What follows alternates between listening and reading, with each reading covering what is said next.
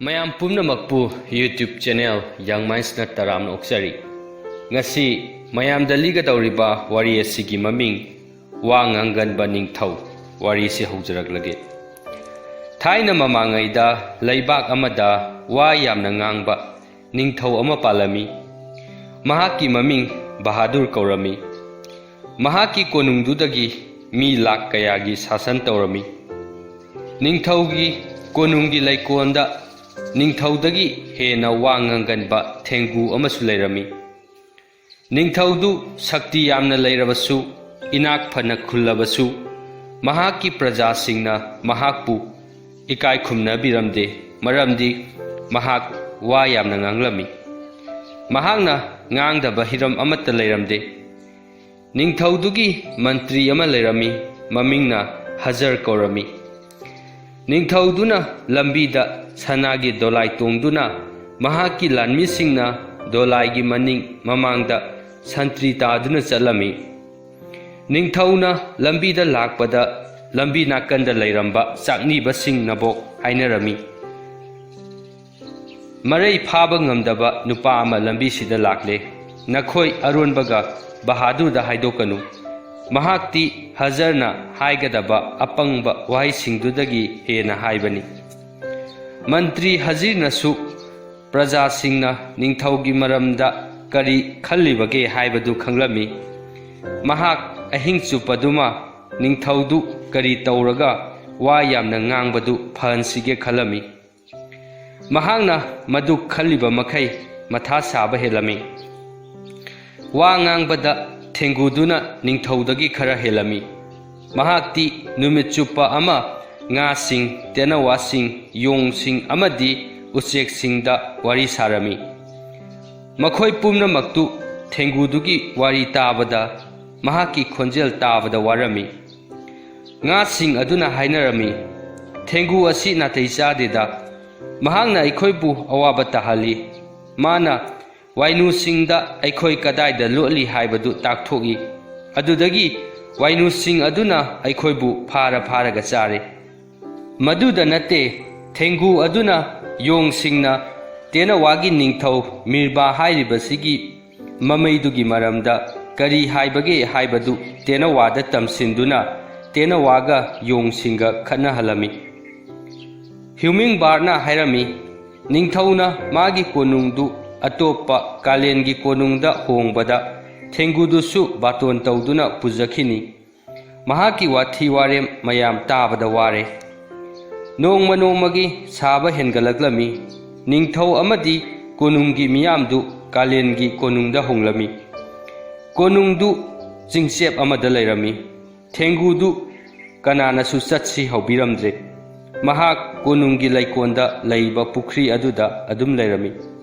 Mantri Hajar di lalon itiki thabak amagi saharduda lairami.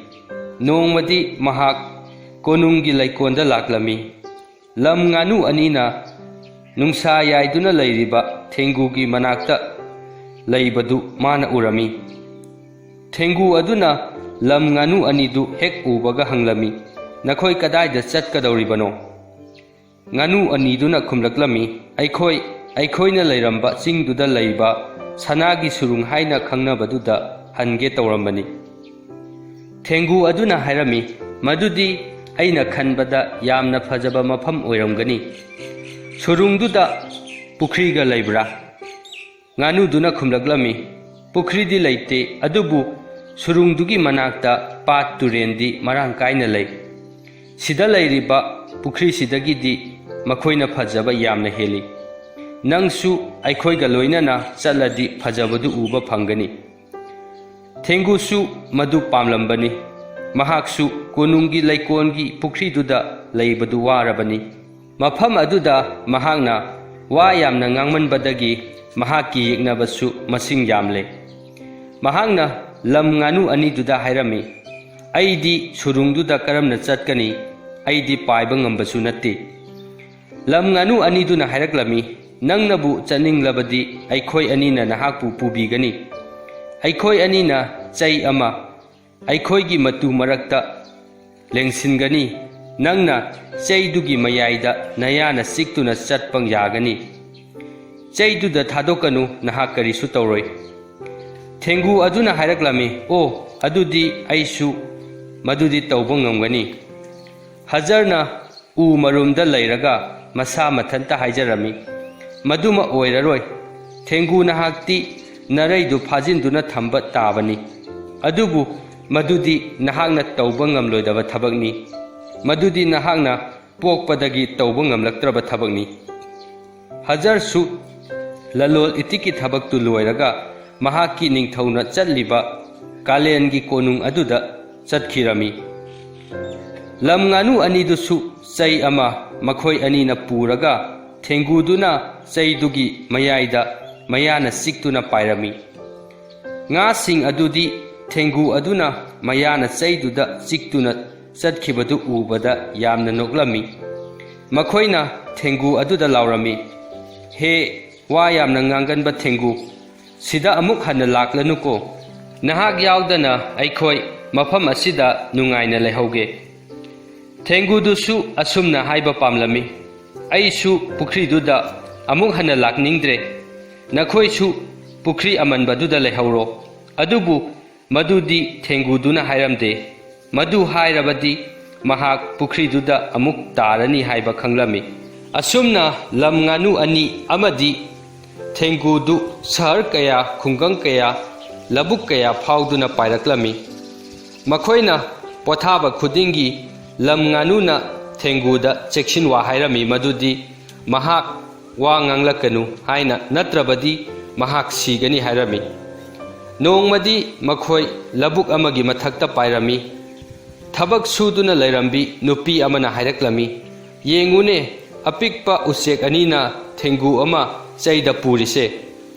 मदुदा थेंगु अदु सावरमी महाकना नुपीदुदा असुमना हाइगे खलमी हे नुपी मदुदा नंगी नथौ करी लै अदुबु थेंगु अदु मसा मथंता फाथजरमी ngaiHak लैरगा lump ngánu अमदी थेंगुदु Ningthou बहादुरना लैरिबा कोनुंग अदुगी Mopa यौरक्लमी सहरदुदा लैरंबा नुपा मचा खरना लम ngánu अनीदुदा चै लंगदुना लाउरक्लमी हे लम ngánu थेंगुदु थादरमु महाकपु थोंगगा चाथोके मदु ताबदा थेंगुदु यामना सावरमी महाक तुमिना लैबा ngamlamde महाकना नुपा मचा सिंग अदुदा हायरमी ओक्तबा नुपा मचा सा नखोय ओइना थोंगगा चाथोकनी थेंगुदु मदु हायरुबदगी महाकना चिकलंबा चै अदुदगी नानथोक्तुना कोनुंगी सुमांगदा तारक्लमी हजर थेंगु अदुगी मनाक्ता चंगसिलमी थेंगुदु सिरबगुंबनी निंगथौना हजरदा हंगलमी हजर नहाक करी खल्लिबनो थेंगुसी अतियादगी तारक्तुना अखोयबु खुदोंथिबा तारनी हायना ताक्लिब्रा हजरना हायरक्लमी इनिंगथौ थेंगु असि लम ngánu अनीना पाइदुना पुरकपनी इनिंगथौगी अयाबगा लोइनना अइना थेंगुदुगी मरमदा अखंगबा हायजगे हजरना निंगथौदा महाकना कोनुंगी लैकोंदा उरकपा तारकपदु लिरमी हजरना वारी लीबा लोयरबा मतुंगदा निंगथौदु यामना कुइना तुमिना लैरगा हायरक्लमी थेंगुसी मागी मरैदु फाथबा ngamdabadagi अवाबा खुदोंथिबसी ताखिबनी हजरना होय हायरमी निंगथौदु ngaiHak तुमिना लैरगा हायरक्लमी मसिना अैगी थमोयदा पाले हजर अैसु मागुमना वा यामना ngangi मी पुमनमक्तु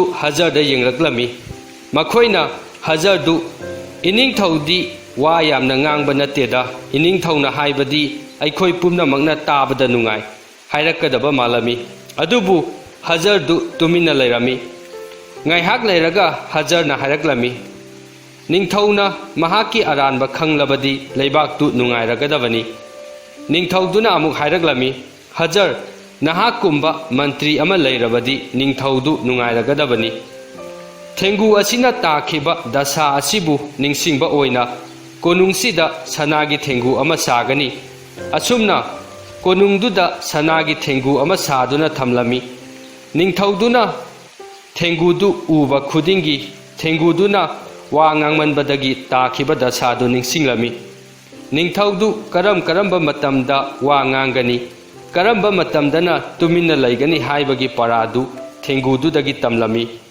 miyamna mahakpu amuk hanna ikai khumnaba ulaklami wari si matang sida loisinjare wari si libada soikiba yaurabasu tabiriba pumna makna ngakpinaba nolukna haijari